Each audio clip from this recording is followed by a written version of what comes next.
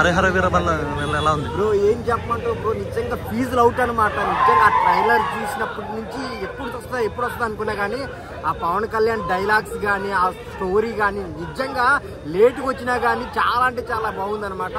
పూనకాలన్నమాట, ఫ్యాన్స్కే కాదు అసలు మొత్తం చాలా మందికి. చాలా పవన్ కళ్యాణ్ చాలా రోజుల తర్వాత స్ట్రైట్ సినిమాలో చూసారు కదా, ఎలా అనిపిస్తుంది అసలు? నిజంగా అంటే చాలా డైలాగ్ డెలివరీ కానీ ఆ గెటప్ కానీ అసలు చాలా చాలా బాగుంది. ఆ స్టోరీ మెయిన్ నిజంగా ఆ ఫైట్ సీన్స్ కానీ చాలా అంటే చాలా బాగుంది.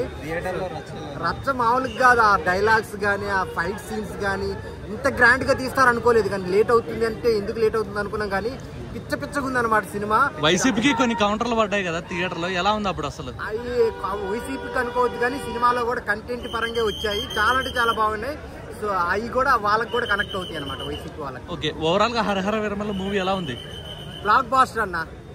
అప్పుడెప్పుడో చిరంజీవి గారు చెప్పాడు ఈ రంగంలో రానియాలి ఆ రంగంలో రానియాలని, ఇప్పుడైతే అదే కరెక్ట్గా సెట్ అయిపోయింది. బ్లాక్ బాస్టర్ ఏం లేదన్న, స్టోరీ చాలా బాగా నీట్గా వెళ్ళింది. పార్ట్ 1 కానీ పార్ట్ 2 వస్తుందో రాదో తెలియదు, కానీ ఇదైతే చాలా చాలా బాగుంది. Thank you.